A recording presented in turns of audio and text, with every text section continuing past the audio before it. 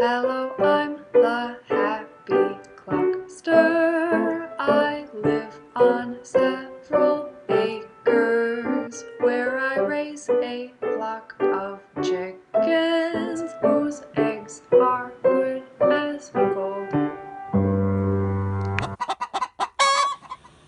Alright everyone, I threw on a cover up over my swimsuit quick so that I could show you my inaugural run trying out this fabulous new and improved watering system for the chickens. So before, what I was doing was taking 4 of these 5-gallon buckets and filling them out of a spigot in the barn here. It would take a long time to fill. I'd just sit there and wait, and I would try to put a bucket under the spigot, let it fill up, run over, put some chicken feed in a bucket, come back, shut it off, load it up into the gator, put another one under there, load some more chicken feed, keep doing that. And resulted in some overfilling of the buckets, but more importantly resulted in me developing some very beefy bicep muscles and weird shoulder muscles from lifting so much water. This water is so heavy, it was terrible. And then I have to, whoops, it's full. First step that I had to do then was just attach this little garden hose from the spigot in the wall to the tank. It's got like a 35-gallon capacity and filled it up. Now we'll go out and do the next step.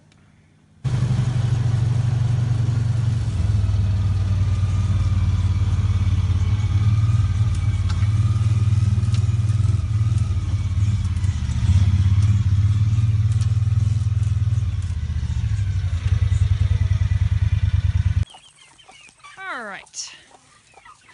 Good morning, chickens. Good afternoon. I'm late today. It's a Sunday. I slept in a little late. I am going to check the water level if I even need to fill this, because this thing holds a good 30 gallons and we filled it yesterday. John came up with a smart little system. This is like same concept as a coffee reader on a coffee pot. You can see the water level is up to here, which means it's about that full in the tank. It's flowing from the tank out, down through here, and over to these chicken nipples, which you can see the beads of water on them. See if anybody is drinking. Oh, there we go. We got some pecks going on. Yeah, you guys are loving that system. Look at that. Chicken nipple action right there. Perfect. It's working, huh? Yeah. You guys like it. Look at that. They are loving the watering system. Much, much, much better than the old watering system.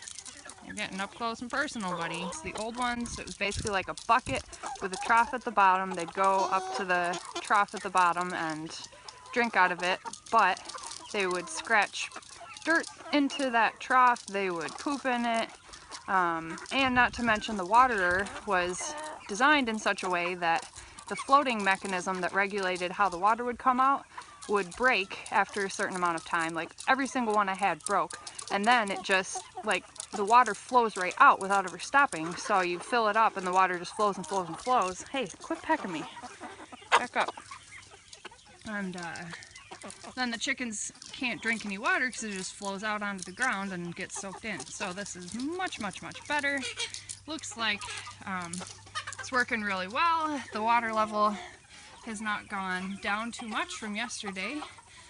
We had to fix a couple of leaks yesterday. We added some more caulk to the joints and the chickens are loving it. So I think I will not fill it up today, but we put this roll upside down too so that it would be in the shade and the water wouldn't get hot. But how I would fill it is we added this little pipe coming out because we were kind of losing some water just out of that black cap. It was flowing out. If it's on any kind of an angle, then it can flow out of that. So that piece just comes up we might work on extending that. We got like a little elbow piece that will then shoot out to there. So I should be able to just back the gator up and put the hose in, fill it up, look at the level to see how full it is, and then it's good. And the chickies love it. So I'll show you another application for this water tank. I'm not going to use it to fill the schooner, but I will use it for something else. I'll show you. Okay, I want to note another development here, which is that I brought some broody hens in here to try to break them of their broodiness. So these little mothering clucks that you hear, that's one of them there. That's another one, the white one and that tan colored one. And Wellesley, where are you? There you are. That's another one. So we just put them in last night, and we'll see if they kind of stop sitting on their eggs trying to hatch them if they're in with these guys. Okay, here's the next application. So John got me a wonderful little pump that just connects right to here. So I can make sure that this little valve is open, water's flowing to it. I take these little clips, I take the seat off of the gator, here's the gator battery, black to black, red to red. John's gonna see if he can find me a nice little thing that it would plug into here so that I don't have to take the seat off every time. But anyways, now the pump has power and the valve is open. I take the little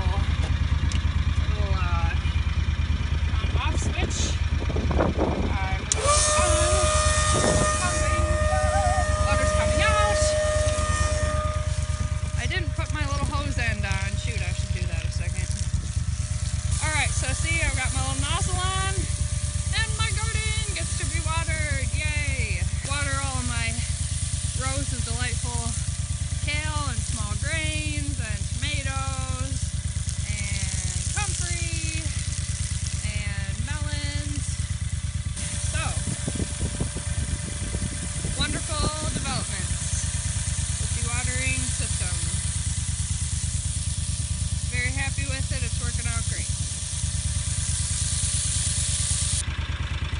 So you can see in about 5 minutes I managed to drain this tank down pretty well, water the garden. I didn't realize there was a slightly severe leakage issue there. I was losing water out of there a bit, whoops. But I just have to connect that a little tighter, and the chickens are going to be super happy now that they have all of this food that will be watered and growing. Just be able to pick it, throw it over the fence to go to them, mostly a little bit to me. And I have to go sell eggs now, put some makeup on and do that. But thanks for watching the new